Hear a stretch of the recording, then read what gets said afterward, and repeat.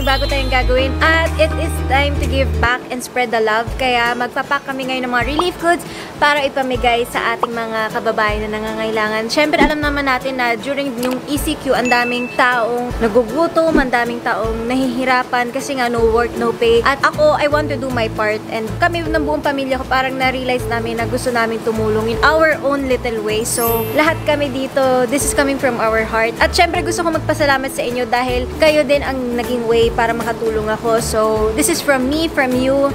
Jan, ikaw na nanonood, salamat sa'yo. And God bless us all.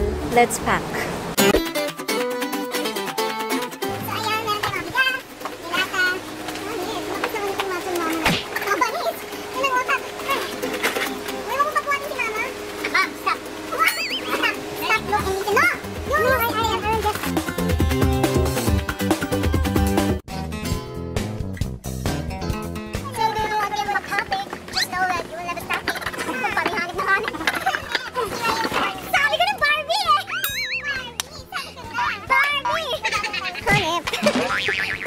Bakit tayo word of the day?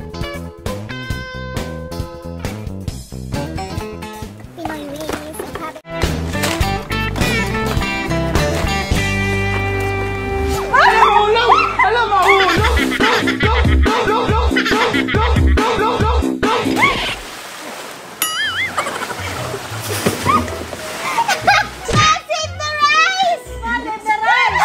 Ma'am, the rice! Ma'am! It's not deep po! Tuwag!